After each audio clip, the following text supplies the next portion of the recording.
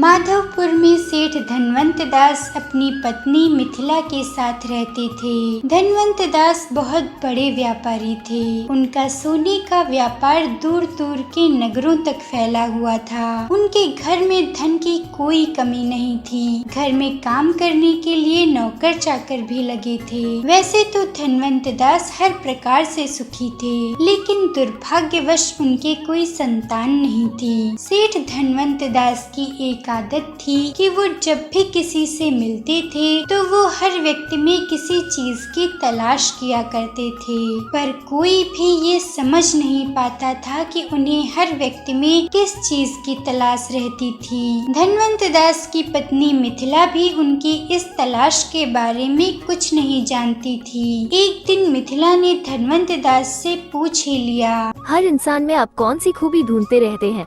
किस चीज की तलाश है आपको? जब मेरी तलाश पूरी हो जाएगी तो मैं तुम्हें जरूर बताऊंगा। सब्र रखो, सही समय आने पर तुम्हें सब पता चल जाएगा।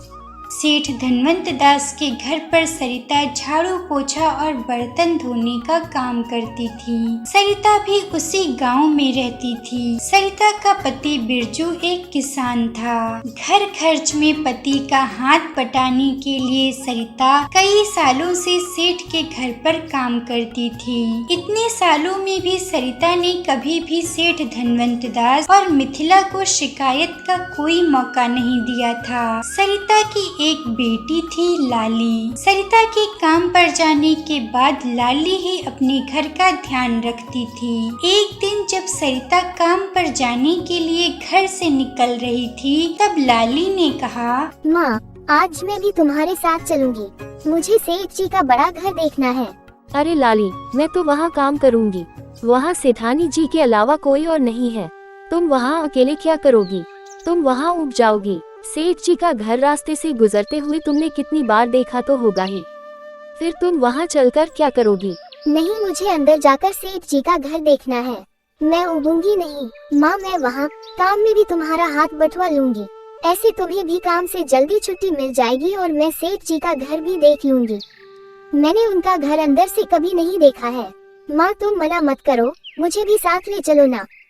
सरिता ने टालने की बहुत कोशिश की, लेकिन लाली जिद पकड़कर बैठ गई कि आज तो उसे सेठ का घर अंदर से देखना ही है। आखिरकार लाली की जिद के आगे सरिता को उसकी बात माननी ही पड़ी। सरिता लाली को लेकर सेठ धनवंत दास के घर पहुंच गई। सेठ का आलीशान घर देखकर लाली बहुत खुश थी। सरिता ने झाड़ू उठाई और घर की साफ सफाई करने में लग गई। माँ बेटी दोनों काम करने में लगी हुई थी। तभी मिथिला ने आकर सरिता से कहा, सरिता, मैं और तुम्हारे सेठ जी जरूरी काम से बाहर जा रहे हैं। 1-2 घंटे में वापस लौट आएंगे। तब तक तुम घर का ध्यान रखना। ठीक है सेठानी जी, आप अपना काम निपटा कर आराम से आइए। तब तक मैं घर का ध्यान रखूंगी। पूरा घर सरिता की रखवाली में सौंपकर सेठ धनवंत दास और मिथिला घर से बाहर चले गए। घर की सफाई करते करते सरिता को एक पोटली जमीन पर पड़ी हुई दिखी। सरिता ने पोटली उठाई और जब उसने पोटली खोल कर देखी तो उसमें चमचमाते हुए सोने के सिक्के थे। सिक्कों की चमक देखकर सरिता और लाली की आंखें फटी की फटी रह गईं। सोने के सिक्के देखकर सरिता बोली, ये सोने के सिक्कों की पोटली जरूर सेठ जी की ही होगी। जब सेठानी जी वापस आएंगी तो मैं उन्हें दे दूंगी। तब तक मैं इसे कहीं संभाल कर रख देती हूँ। सरिता की ये बात सुनकर उसकी बेटी लाली ने कहा, माँ, ये सोने के सिक्के सेठ जी को वापस करने की क्या जरूरत है? सेठ जी और सेठानी जी तो घर से बाहर ही गए हैं। ये सिक्के हम रख लेते हैं। घर में और कोई है ही नहीं, तो किसी को कुछ पता भी नहीं चलेगा। सरिता बोली, नहीं बेटा, मैं यहाँ सालों से काम कर रही हूँ। मेरी ईमानदारी की वजह से ही सेठानी जी पूरा घर मेरे सहारे छोड़कर चली जाती है। चोरी और लालच अच्छी बात नहीं होती। ईमानदारी की वजह से ही मैं यहाँ काम कर पा रही हूँ।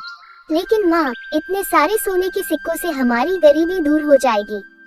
फिर तुम्हें यहाँ काम करने की जरूरत भी नहीं पड़ेगी। भगवान भी यही चाहते हैं, तभी तो पूरे घर में ये तुम्हें ही मिले हैं।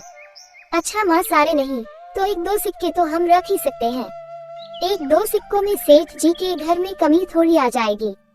इतने में तो किसी को कुछ भी पता भी नहीं चलेगा। सरिता फिर बोली, नहीं लाली, ईमानदारी से बड़ी कोई दौलत नहीं होती। 4 चमकते सिक्कों के लिए ईमानदारी और आत्मसम्मान का सौदा नहीं किया जाता। किसी के पास कितना भी धन हो, वो एक दिन खर्च हो ही जाता है, लेकिन ईमानदारी का धन इंसान के पास हमेशा रहता है। सरिता और लाली ये बातें कर ही रहे थे कि तभी सेठ धनवंत दास और उसकी पत्नी मिथिला घर वापस आ गए। सरिता और लाली सोने के सिक्कों की पोटली लेकर मिथिला के पास चली गईं। सरिता ने वो पोटली मिथिला को दे दी और बोली, सेठानी जी, सफाई करते समय मुझे जमीन पर ये पोटली पड़ी मिली। शायद ये आपसे या सेठ जी से गलती से गिर गई होगी।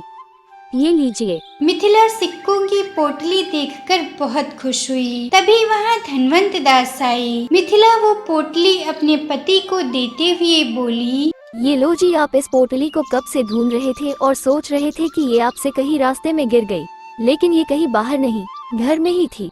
सरिता को सफाई करते समय जमीन पर पड़ी मिली, उसने आपका नुकसान होने से बचा लिया। धनवंत दास ने सोने के सिक्कों की पोटली देखकर राहत की सांस ली। वो बहुत दिनों से इस पोटली को ढूंढ रहा था। धनवंत दास ने सरिता की तारीफ करते हुए कहा, सरिता, आज तुम्हारी वजह से मेरा बहुत बड़ा नुकसान होने से बच गया।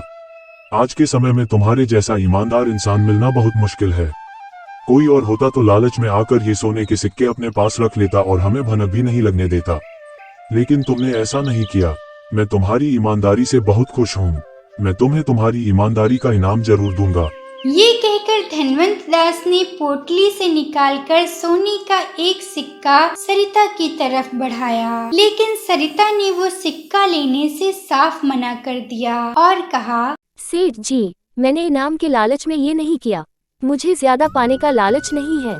मैं अपनी मेहनत की कमाई में ही विश्वास रखती हूँ। बस अपने मेहनत की कमाई से ही इंसान फलता फूलता है, वरना लालच और ज्यादा अमीर बनने की चाहत तो इंसान का सुकून ही छीन लेती है। बस मैं आपका ये सिक्का नहीं ले सकती।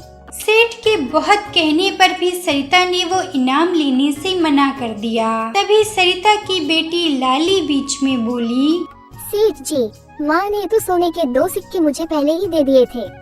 अब हमें कोई और सिक्कों की जरूरत नहीं है। वो 2 सोने के सिक्के मेरे पास हमेशा ही रहेंगे, वो कभी खर्च नहीं होंगे। लाली की ये बात सुनकर सरिता, मिथिला और धनवंत दास तीनों के तो होश ही उड़ गए। धनवंत दास जल्दी से पोटली में रखे सिक्कों की गिनती करने लगा। सरिता वहीं खड़े होकर सोचने लगी कि उसकी बेटी लाली ने ऐसा क्यों किया। आखिर लाली ने इतना बड़ा झूठ क्यों बोला। धनवंत दास सिक्कों की गिनती पूरी करके बोला, लेकिन इसमें तो पूरे सिक्के हैं, एक भी सिक्का कम नहीं है। फिर सरिता ने तुम्हें 2 सोने के सिक्के कहाँ से दिए? तब लाली ने मुस्कुराते हुए जवाब दिया, सेठ जी, माँ ने मुझे वो सिक्के आपकी पोटली में से नहीं दिए, वो तो उन्होंने मुझे अपने पास से दिए हैं। वो 2 अनमोल सिक्के हैं, ईमानदारी और आत्मसम्मान। ईमानदारी जिसके कारण बिना किसी लालच के माँ आपको ये सोने के सिक्के की पोटली वापस लौटाने आई है। आत्मसम्मान जिसकी वजह से माँ ने आपके सोने के सिक्के को भी लेने से मना कर दिया। ईमानदारी और आत्मसम्मान, ये दोनों सिक्के आपके सोने के सिक्कों से भी ज्यादा कीमती है। मैं इन अनमोल सिक्कों को पूरी जिंदगी अपने पास संभाल कर रखूंगी। लाली की ये बात सुनकर सरिता, मिथिला और धनवंत दास तीनों मुस्कुराने लगे। तब सरिता ने मुस्कुराते हुए अपनी बेटी से कहा, अरे वाह लाली, बेटा, आज मुझे तुम पर गर्व है। आज की सीख ऐसे ही हमेशा याद रखना। तभी धनवंत दास बोला, शाबाश बेटा, तुम सच में बहुत समझदार हो। इस तरह सरिता ने अपनी ईमानदारी से सेठ का नुकसान होने से बचा लिया। सरिता और लाली अपना काम करके घर चली गईं। धनवंत दास सरिता की ईमानदारी और लाली की समझदारी से बहुत खुश हुआ। अगले दिन जब सरिता और लाली काम पर आए, तब धनवंत दास ने उन दोनों के सामने अपनी पत्नी मिथिला से कहा, मिथिला, तुमने मुझसे पूछा था ना मैं लोगों में कौन सी खूबी ढूंढता रहता हूँ। आज मेरी वो तलाश पूरी हो गई है, इसलिए आज मैं तुम्हें सब बताता हूँ। तुम तो जानती हो, हमारे बाद हमारी ये सारी संपत्ति संभालने वाला हमारा कोई अपना वारिस नहीं है। मैं नहीं चाहता हूँ कि हमारे बाद मेरे खून पसीने की ये सारी मेहनत किसी लालची इंसान के हाथ में चली जाए। इसलिए मैं लोगों में अपनी संपत्ति का वारिस बनने की खूबी ढूंढता रहता था। कल सरिता की ईमानदारी और आत्मसम्मान के गुण ने मेरी वो तलाश पूरी कर दी। कल मुझे मेरी संपत्ति का सही वारिस मिल गया। सेठ धनवंत दास फिर सरिता से बोले, सरिता, तुम मेरी बेटी की उम्र की हो। मैं जानता हूँ कि तुम अपनी मेहनत की कमाई के अलावा एक दिन का भी किसी से नहीं लेना चाहती हो। बेटा, आज मैं तुम्हें अपनी बेटी मानता हूँ और लाली मेरी समझदार नातिन है। बेटा, मैं अपनी सारी संपत्ति लाली और तुम्हारे नाम करना चाहता हूँ। हम दोनों के बाद ये सब कुछ तुम्हें ही संभालना है। जब तक मैं जिंदा हूँ तब तक लाली की पढ़ाई लिखाई और उसका सारा खर्च मैं उठाना चाहता हूँ। यही मेरी खुशी है। तुम्हें, लाली और दामाद जी को मैं हम दोनों पति पत्नी के जीने का सहारा बनाना चाहता हूँ। मैं दामाद जी से भी बात कर लूंगा। आज से हम सब साथ में इसी घर में रहेंगे। बेटा, इसे अपने बाप की विनती समझकर मना मत करना। मिथिला ने भी धनवंत दास की बात लाली को समझाने की कोशिश की। सेठ धनवंत दास और मिथिला की बात समझकर सरिता उनकी बात मान गई।